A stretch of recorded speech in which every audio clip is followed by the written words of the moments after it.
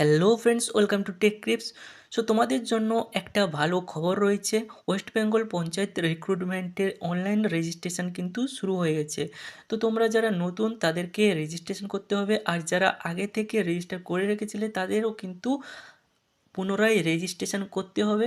So এটা আমি বলছি না, এটা কিন্তু তোমরা কর্মসংস্থানের যে লেটেস্ট যেটা বেরিয়েছে সেটা তোমরা যদি নাও তাহলে সেখানে কিন্তু একটা নির্দেশিকা দেখতে হবে, সেখানে খবরে স্পষ্টভাবে বলে দেওয়া রয়েছে যে সবাইকে কিন্তু অনলাইন রেজিস্ট্রেশন করতে হবে এবং এটা সম্পূর্ণ নতুন প্রসেস। তো পশ্চিমবঙ্গ সরকারের যে 11,000 পঞ্চায়েত রিক্রুটমেন্ট হবে, তো তার জন্য তোমাকে কিন্তু এই রেজিস্ট্রেশনটা করে রাখা খুবই জরুরি। এই রেজিস্ট্রেশনটা না করলে কিন্তু পরে তোমরা ফর্মে অ্যাপ্লাই করতে পারবে না। এখানে কিন্তু অনেক খুঁটিনাটি বিষয় রয়েছে যেগুলো তোমাকে কিন্তু ধীরে সুস্থে ফর্মটা ফিল আপ করতে হবে। তাই এই ভিডিওটা প্রথম থেকে শেষ পর্যন্ত কোনো কিছু স্কিপ না করে তোমাদেরকে স্টেপ বাই স্টেপ সব কিছু বুঝে নিতে হবে। তো আমি তোমাদের পুরো প্রসেসটা একদম সিম্পলভাবে স্টেপ বাই স্টেপ দেখিয়ে দেব। হ্যাঁ, আরেকটা কথা, এই ওয়েবসাইটের লিঙ্কটা কিন্তু তোমরা ভিডিওর ডেসক্রিপশানে পেয়ে যাবে, ওখান থেকে তোমরা ডাইরেক্ট কিন্তু এই ওয়েবসাইটে চলে আসতে পারবে। তো তোমরা যখন ওয়েবসাইটটা ওপেন করবে তখন কিন্তু কিছু প্রবলেম ফেস করতে পারো, কারণ ওয়েবসাইটের সার্ভারটা এখন কিন্তু খুবই স্লো। ওয়েবসাইটটা লোডিং হতে অনেক টাইম নিচ্ছে, ওয়েবসাইটটা প্রপারলি ওপেন হচ্ছে না।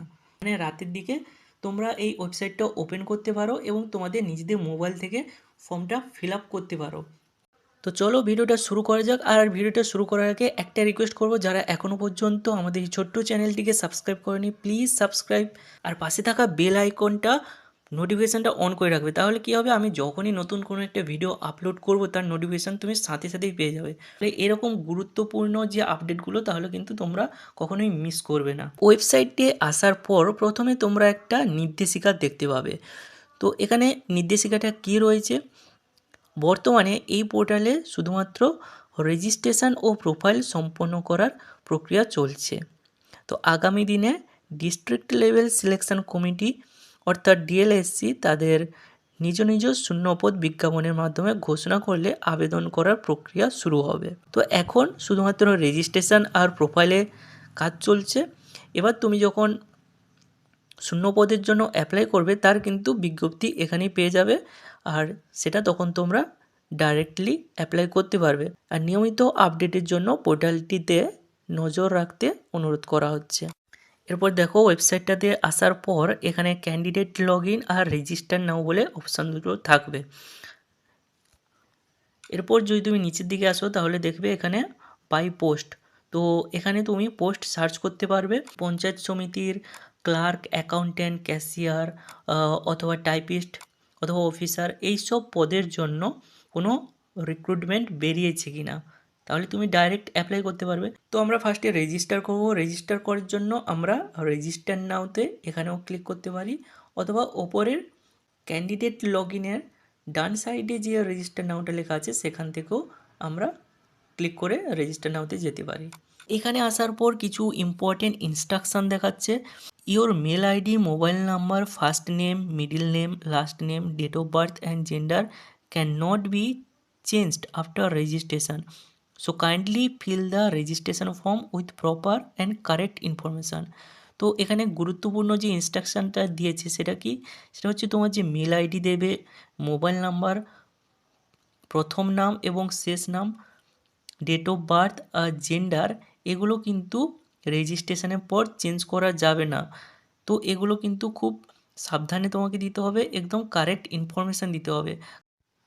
তো এখানে দেখো আমরা রেজিস্ট্রেশন পেজে চলে এসেছি। তো রেজিস্ট্রেশন করার আগে এখানে কিছু ইনস্ট্রাকশান রয়েছে।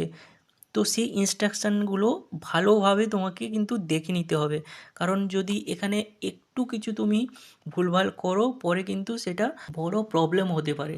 তাই তোমাকে ইনস্ট্রাকশানটা খুব ভালো করে দেখে নিতে হবে এবং এটা কিন্তু একটু টাইম লাগবে। তো আমি তোমাদের স্টেপ বাই স্টেপ বলে দেবো এখানে কীভাবে ইনস্ট্রাকশানটা তোমরা ফলো করবে।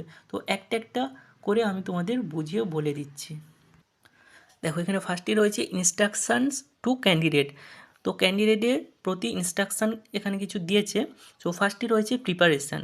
তো before starting the registration process ensure you have your valid email ID and phone number readily available. তো এখানে বলা হচ্ছে যে তুমি রেজিস্ট্রেশনটা শুরু করার আগে তুমি এনশিওর করে নাও যে তোমার মেল আইডি রয়েছে এবং ফোন নাম্বারটা রেডি রয়েছে। সেকেন্ড অপশানে কি বলা হয়েছে দেখো, রেজিস্ট্রেশন ফর্মে navigate to the registration page and complete all the required fields accurately. তোমাকে রেজিস্ট্রেশনের পেজে যেতে হবে এবং যে সকল ফিল্ডগুলো কম্পালসারি রয়েছে, মানে স্টার মার্ক রয়েছে, রেড স্টার মার্ক রয়েছে, সেগুলো কিন্তু তোমাকে ঠিকঠাকভাবে পূরণ করতে হবে। 3 নম্বরে রয়েছে data permanence. Note that the information enter during registration can not be changed in future, so double check all the details before submission. এখানে বলা রয়েছে যে রেজিস্ট্রেশনের সময় যে ইনফরমেশানগুলো তুমি দিচ্ছ সেগুলো কিন্তু ভবিষ্যতে চেঞ্জ করা যাবে না, তাই সাবমিশনের আগে ওই ইনফরমেশানগুলো বারবার করে তোমাকে চেক করে নিতে হবে। Number 4, captcha verification. Pay close attention to the captcha provided and enter the code accurately to verify. এখানে বলা রয়েছে যে যে ক্যাপচা কোডটা দেওয়া থাকবে সেটা কিন্তু খুব ভালোভাবে তোমাকে দেখতে হবে যে কোনটা ক্যাপিটালে রয়েছে বা কোনটা স্মলে, কোনটা নাম্বারে, সব কিছু ভালোভাবে দেখে তোমাকে কিন্তু ঠিকঠাকভাবে যে ক্যাপচা কোডটা রয়েছে এক্স্যাক্টলি ওটাই কিন্তু তোমাকে দিতে হবে। Number 5, log in. Once register, log in using your provided ID and password. তো যখন রেজিস্টারটা কমপ্লিট হয়ে যাবে তোমাকে লগ ইন করতে হবে, যে আইডিটা দেবে সে আইডিটা দিয়ে এবং পাসওয়ার্ডটা দিয়ে। তো এই আইডি আর পাসওয়ার্ডটা কিন্তু তুমি তোমার একটা খাতাতে আলাদা করে লিখে রাখবে। নাম্বার 6-এ দেখো প্রোফাইল এডিটিং। তো এটা কিন্তু খুবই ইম্পর্ট্যান্ট একটা পার্ট। তো এখানে সব প্রোফাইল এডিটিংয়ে যে যে ডকুমেন্টসগুলো লাগবে, কত কেবির মধ্যে লাগবে, তো সব কিছু ডিটেলসে বলা রয়েছে। To edit your profile ensure you have this mandatory documents ready for upload. আপলোডের জন্য এই ম্যান্ডেটারি ডকুমেন্টসগুলো তোমাকে রেডি রাখতে হবে। নাম্বার 1 কি বলেছে, candidate recent image between 30 to 80 KB JPEG version. ক্যান্ডিডেটের একটা পাসপোর্ট সাইজ ফটো লাগবে 30 থেকে 80 কেবির মধ্যে, যার ফরম্যাটটা হতে হবে JPEG. Number 2, candidate signature size between 5 to 50 KB JPEG version. ক্যান্ডিডেটের যে সিগনেচার, স্বাক্ষর বা সই, সেটা কিন্তু 5 থেকে 50 কেবির মধ্যে হতে হবে এবং জেপিইজি ফরম্যাটেও হতে হবে। নাম্বার 3, আধার নাম্বার লাগবে তোমার। নাম্বার 4, ব্লাড গ্রুপ লাগবে।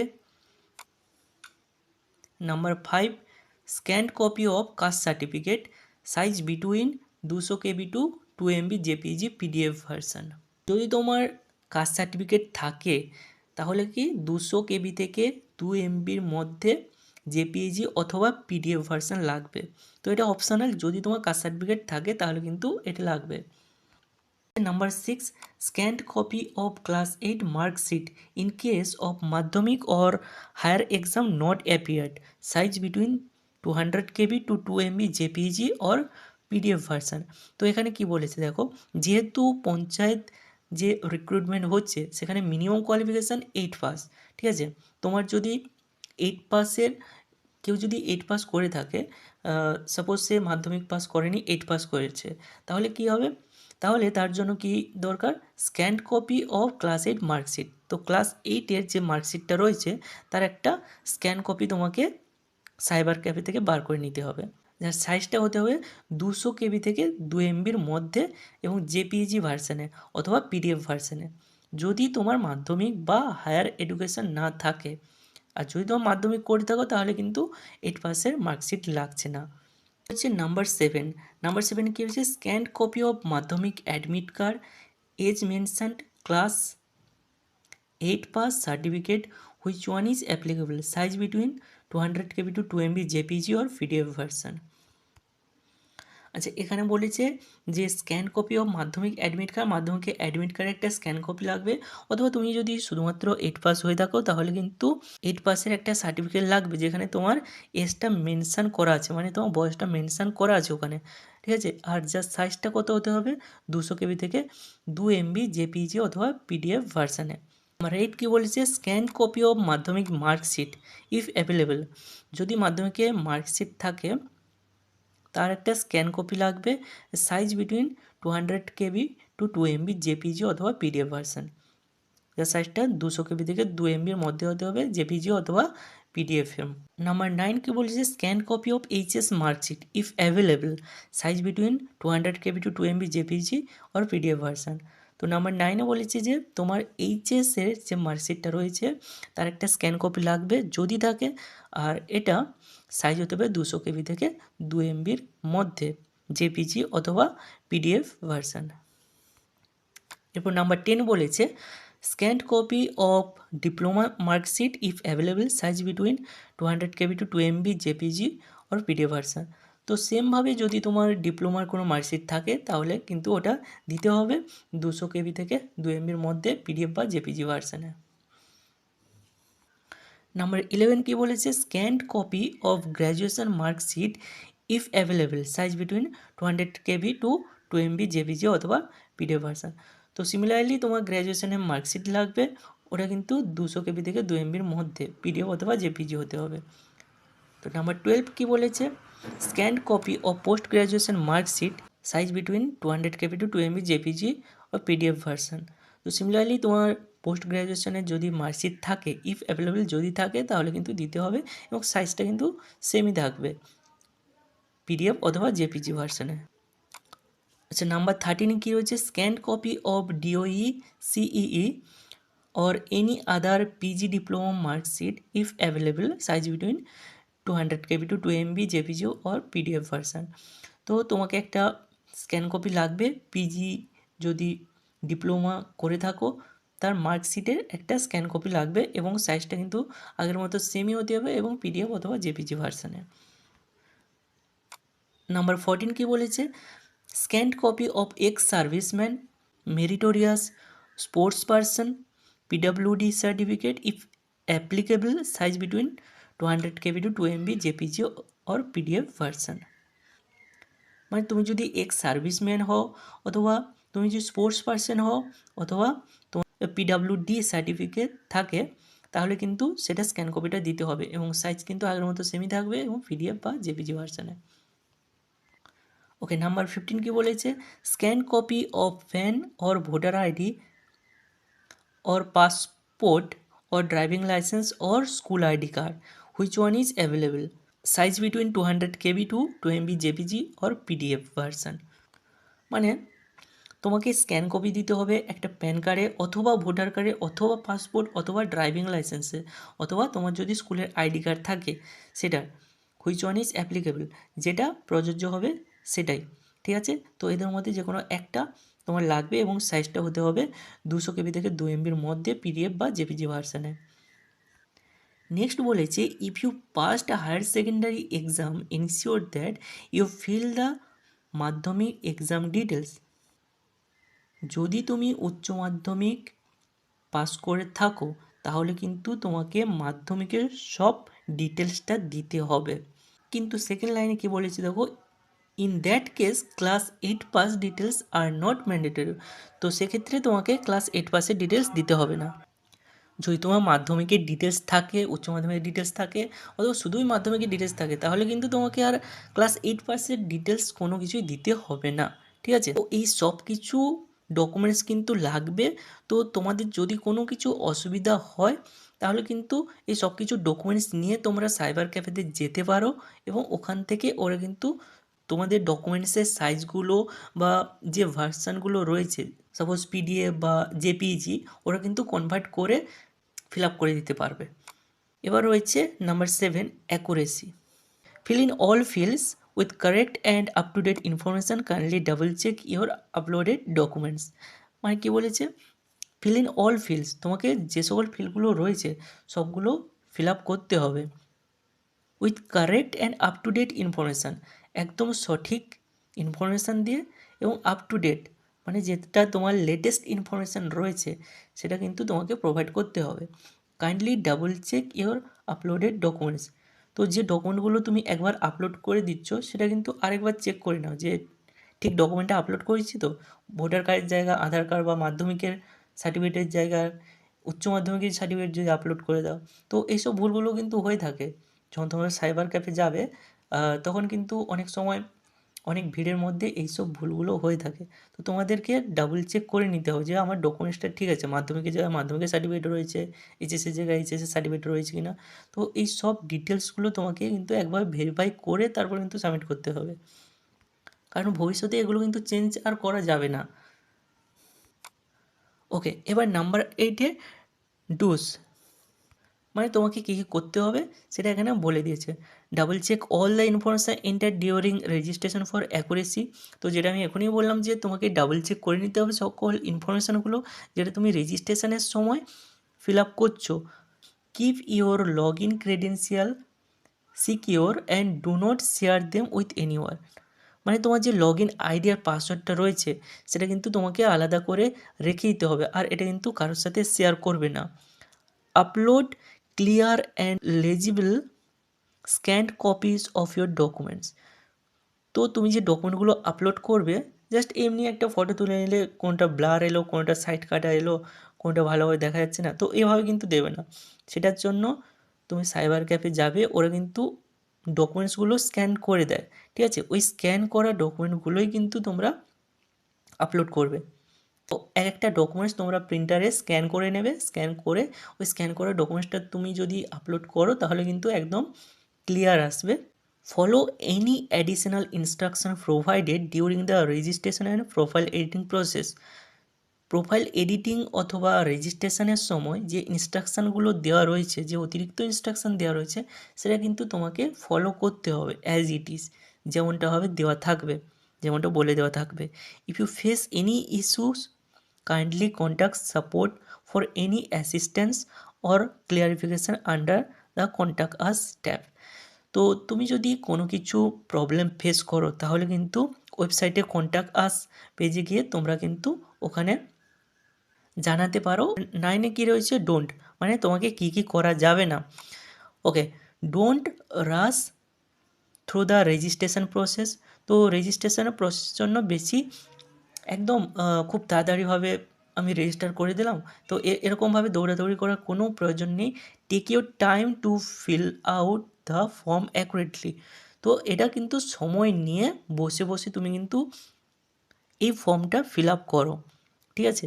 তো এটাই বলতে চেয়েছে। Don't share your log in credential with anyone. তো এখানে আবার যেটা রিপিট করে বলেছে, তোমার যে লগ ইন ক্রেডেন্সিয়ালটা রয়েছে রেজিস্ট্রেশনের পর যে আইডি আর পাসওয়ার্ডটা দেবে সেটা কিন্তু একদম সিকিওর রাখবে। ওকে, এবার আমরা রেজিস্ট্রেশন ফর্মে চলে এসেছি। এখানে ফার্স্টে দেখো মোবাইল নাম্বারটা চেয়েছে। তো মোবাইল নাম্বারে প্রথমে দেখো +91 রয়েছে, তো এটা কান্ট্রি কোড। তো এরপরে যে এন্টার্ড মোবাইল নাম্বার রয়েছে এখানে তোমাকে কিন্তু জাস্ট 10টি সংখ্যার যে তোমার মোবাইল নাম্বারটা রয়েছে ওটাই শুধু বসাতে হবে। তো সামনে কোনো কিছু 91 আরও কিছু লিখবে না, ঠিক আছে? যেটা কান্ট্রি কোড হয় সেটা কিন্তু অলরেডি দেওয়া আছে। তো জাস্ট তোমার মোবাইল নাম্বারটা এখানে বসাবে। তো সেকেন্ডে কী রয়েছে? Email ID. তো ইমেল আইডিও এটা কম্পালসারি, এটা দেখতে পারো স্টার মার্ক রয়েছে। তো এখানে তোমার একটা যে ইমেল আইডিটা চালু রয়েছে তোমার মোবাইলে সেই ইমেল আইডিটা কিন্তু তোমাকে এখানে দিয়ে দিতে হবে। এরপর দেখো তোমাকে ফার্স্ট নেম দিয়ে দিতে হবে যেটা তোমার মাধ্যমিকে অ্যাডমিট কার্ডে রয়েছে।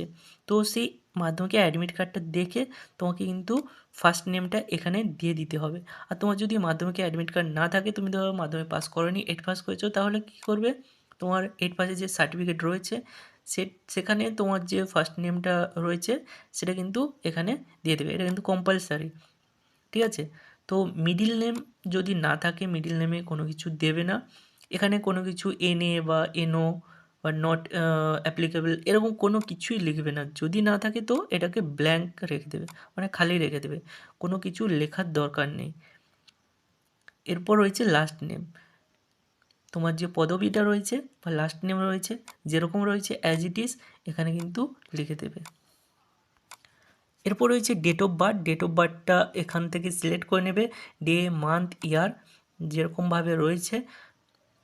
তো অ্যাজ ইট ইজ তোমাকে কিন্তু কারেক্ট ডেট অফ বার্থটা এখানে সিলেক্ট করে নেবে, ঠিক আছে? আর একবার ভেরিফাই করে নেবে যে ডেট আর মান্থটা মিক্স হয়ে যাচ্ছে কিনা, উলট পালট হয়ে যাচ্ছে কিনা। তো এরপর রয়েছে জেন্ডার, ফিমেল, ট্রান্সজেন্ডার। যদি পুরুষ হও তো মেল, ফিমেল মহিলা হলে ফিমেল লিখবে, আর না হলে ট্রান্সজেন্ডার। তো এরপর তোমাকে একটা পাসওয়ার্ড দিতে হবে। তো এই পাসওয়ার্ডটা যেটা লিখবে সেটা কিন্তু লিখে রাখবে, খাতায় লিখে রাখবে। আর এই পাসওয়ার্ডটা কিন্তু একটা স্ট্রং পাসওয়ার্ড দেবে। স্ট্রং মানে small letter, capital letter, number, special character, তো এই সব মিলিয়ে একটা 8 সংখ্যা বা তার বেশি একটা লেন্থের একটা পাসওয়ার্ড দেবে, ঠিক আছে? তো যে পাসওয়ার্ডটা দেবে সেই পাসওয়ার্ডটা একদম তোমার কপিতে লিখে রাখবে, এবং সেম পাসওয়ার্ডটা তোমাকে কিন্তু কনফার্ম পাসওয়ার্ডে দিতে হবে। এটা দেওয়ার পর এখানে কিন্তু তোমাকে ক্যাপচা কোডটা দিতে হবে, যেরকমভাবে রয়েছে অ্যাজ ইট ইজ দিতে হবে, ঠিক আছে? স্মল লেটারে থাকলে স্মল, ক্যাপিটাল থাকলে ক্যাপিটাল। তো ক্যাপচা কোডটা অ্যাজ ইট ইজ দিয়ে দেবে। দেওয়ার পর নিচে দেখো দুটো অপশান পাবে, রিসেট ফর্ম আর সেন্ড ওটিপি। তো রিসেট ফর্মে যদি ভুল করে ক্লিক করে দাও তাহলে কিন্তু তুমি যেগুলো ফিল আপ করেছো সবগুলো কিন্তু রিসেট হয়ে যাবে, মানে সব কিছু মুছে যাবে, আবার তোমাকে ফার্স্ট থেকে ফিল আপ করতে হবে। তাই রিসেট ফর্মে ক্লিক করবে না যদি তুমি সব কিছু মুছে দিতে চাও। তাহলে তোমাকে সেন্ড ওটিপিতে ক্লিক করতে হবে। সেন্ড ওটিপিতে ক্লিক করার পর তোমরা কিন্তু একটা ওটিপি পেয়ে যাবে তোমাদের রেজিস্টার্ড মোবাইল নাম্বারে। যেই মোবাইল নাম্বারটা দিয়েছো এখানে, সেখানে কিন্তু তোমরা একটা ওটিপি পেয়ে যাবে। তো যেই 6 সংখ্যার ওটিপিটা পাবে সেটা কিন্তু তোমাকে এখানে বসিয়ে দিতে হবে। তো ওটিপিটা বসিয়ে দেওয়ার পর এখানে একটা বাটন দেখতে পাবে, ভেরিফাই অ্যান্ড রেজিস্টার। এরপর তুমি ভেরিফাই অ্যান্ড রেজিস্টারে ক্লিক করলে তোমার রেজিস্ট্রেশনটা সাকসেস হয়ে যাবে, এবং তোমার নাম্বারটা যেটা দিয়েছো সেটা কিন্তু এখান থেকে ভেরিফাই হয়ে গেল, যেহেতু তুমি ওটিপিটা দিয়ে দিয়েছো। এরপর তুমি লগ ইন পেজে চলে আসবে, এবং এখানে তোমাকে ওই সেম পাসওয়ার্ডটা এখানে দিতে হবে, আর মোবাইল নাম্বারটা দিয়ে দিতে হবে। মোবাইল নাম্বার আর পাসওয়ার্ড দেওয়ার পর নিচে কিন্তু ক্যাপচা কোডটা তোমাকে দিতে হবে। ক্যাপচা কোডটা দিয়ে তোমাকে লগ ইন করতে হবে। তো লগ ইন করার পর তুমি কিন্তু এরকম একটা পেজে রিডাইরেক্ট হয়ে যাবে। এখানে তোমার রেজিস্টার্ড মোবাইল নাম্বার দেখাবে, ইমেল আইডি দেখাবে, এবং রেজিস্ট্রেশন নাম্বার যেটা সেটা দেখাবে। তো এবার দেখো ওপরের দিকে একটা লেখা আছে, before applying for the job please complete your profile. তো ফার্স্টে তোমাকে কিন্তু তোমার প্রোফাইলটা এখান থেকে কমপ্লিট করে নিতে হবে কোনো জব অ্যাপ্লাই করার আগে। যখন তুমি জব অ্যাপ্লাই করবে, জবের নোটিফিকেশান আসবে, জব অ্যাপ্লাই করবে, তখন কিন্তু তোমার এই যে ইনফরমেশানগুলো প্রোফাইল থেকে অটোমেটিক্যালি ফেজ হয়ে তোমার জব ইনফরমেশানে চলে যাবে। তো ডান সাইডে দেখতে পাচ্ছ এডিট প্রোফাইল নামে একটা অপশান রয়েছে। তো এইখানে তোমাকে ক্লিক করে তোমার প্রোফাইলটা এডিট করতে হবে। তো এডিট প্রোফাইলে ক্লিক করার পর এরকম একটা পেজে আমরা চলে আসবো। এখানে দেখো তোমার নাম দেখাবে আর রেজিস্ট্রেশন নাম্বার দেখাবে। এরপর নিচের দিকে দেখো ফার্স্টে রয়েছে ইমেজ অ্যান্ড সিগনেচার। এখানে তোমাকে তোমার ফটো দিতে হবে আর তোমার সিগনেচার আপলোড করতে হবে। তো এখানে কি বলেছে, the applicant should provide recent colour photograph in passport size. তো পাসপোর্ট সাইজের একটা ফটো লাগবে তোমার। The size of the photo should be minimum 30 and maximum 80 কেবি। তো ফটোটার সাইজ কত হতে হবে, 30 থেকে 80 কেবির মধ্যে, এবং জেপিজি অথবা পিএনজি ফরম্যাটে হতে হবে। আর এখানে দেখো একটা নোট দিয়েছে, please note admit card will not be generated for blur or corrupt image uploaded in image and signature upload section. তো এখানে যদি তোমরা ঝাপসা কোনো ফটো আপলোড করো বা কোনো যেটা ক্লিয়ারলি দেখা যাচ্ছে না ওরকম ফটো যদি আপলোড করো, তাহলে কিন্তু তোমাদের অ্যাডমিট কার্ডটা জেনারেটই হবে না। তোমরা কোনো জবের জন্য অ্যাপ্লাই করলে এখানে কিন্তু তোমাদের অ্যাডমিট কার্ড জেনারেটই হবে না, ঠিক আছে? তো সেই জন্য একটা কালার পাসপোর্ট সাইজ ফটো তোমাদেরকে এখানে আপলোড করতে হবে, একদম ক্লিয়ারলি ভিজিবল। তো রাইট সাইডে দেখো এখানে তোমাকে সিগনেচার আপলোড করতে হবে। The applicant needs to provide signature in full with black ink.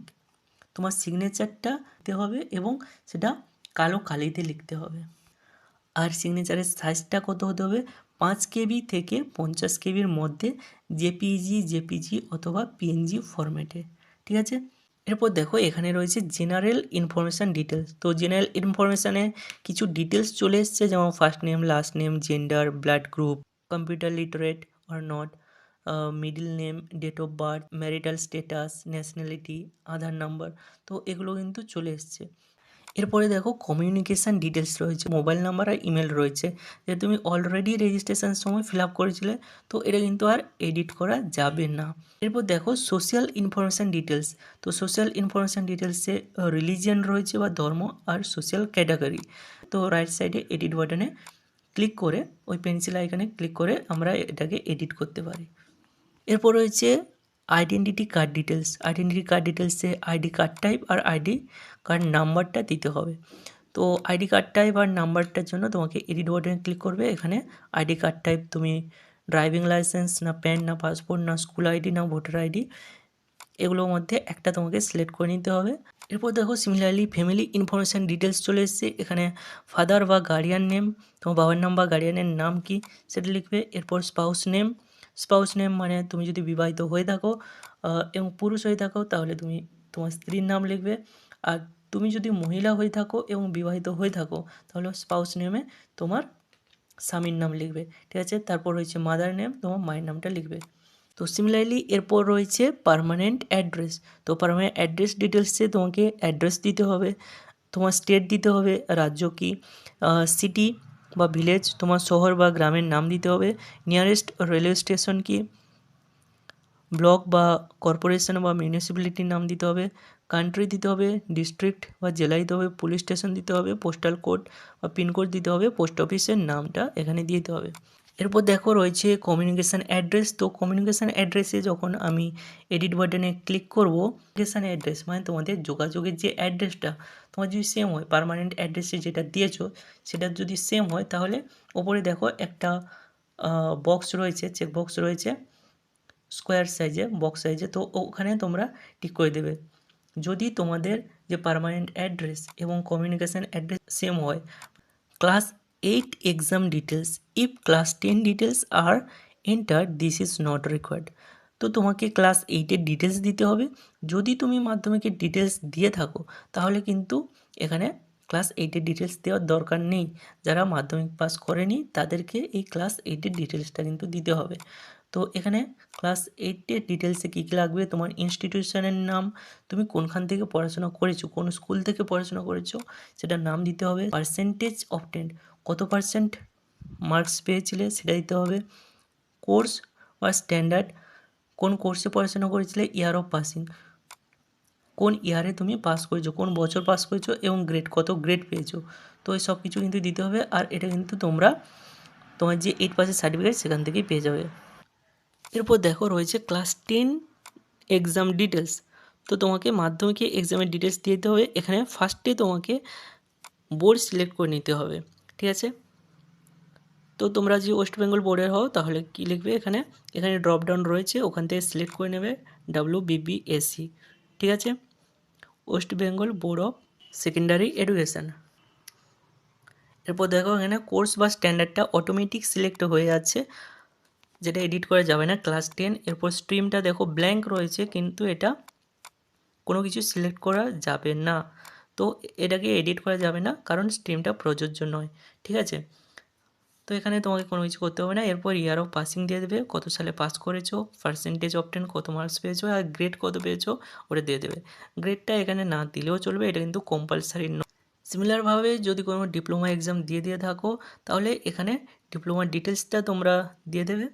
এরপর দেখো ক্লাস 12 10+2 এক্সাম ডিটেলস। এখানে তোমার হায়ার সেকেন্ডারি বা ক্লাস 12-এর ডিটেলস দিতে হবে, বোর্ডটা সিলেক্ট করে নেবে। তুমি যদি ওয়েস্ট বেঙ্গল বোর্ডে পড়াশোনা করে থাকো, এক্সাম দিয়ে থাকো, তাহলে WBCHAC মানে West Bengal council of higher secondary education, এটা সিলেক্ট করে নেবে। এরপর কোর্স বা স্ট্যান্ডার্ড সিলেক্ট করা হয়েছে, স্ট্রিম কিছু দিতে হবে না, ইয়ার অফ পাসিং দিয়ে দেবে, কত সালে পাস করেছো, percentage obtained, best of 5, best যে 5টা সাবজেক্ট তার মধ্যে তুমি কত পেয়েছো সেটার পার্সেন্টেজটা দিতে হবে, তারপর গ্রেড দিয়ে দিতে হবে।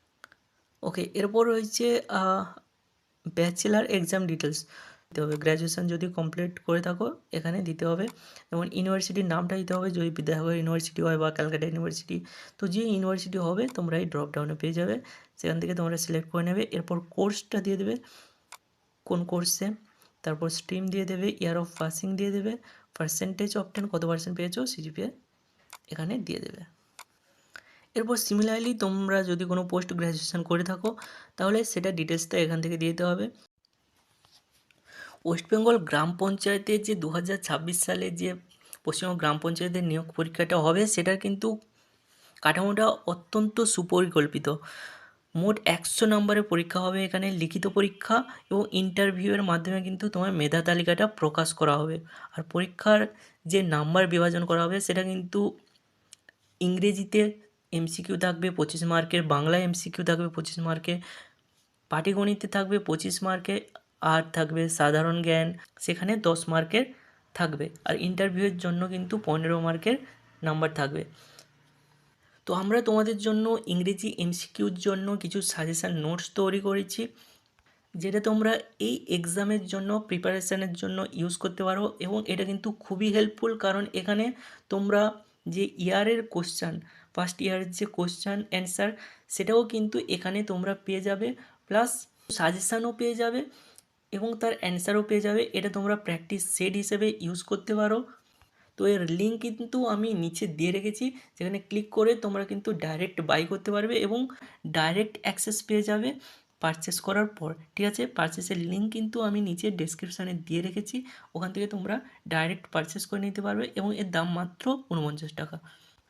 বাকি নোটস, সাজেশান টপিক ওয়াইজ এবং সিলেবাস ওয়াইজ তোমরা আমাদের চ্যানেল থেকেই পেয়ে যাবে। তাই আমাদের চ্যানেলটিকে প্লিজ সাবস্ক্রাইব করে রাখো নতুন নতুন আপডেট পাওয়ার জন্য। এবং যদি কোনো কোয়ারিজ থাকে তাহলে নিচের কমেন্ট সেকশানে অবশ্যই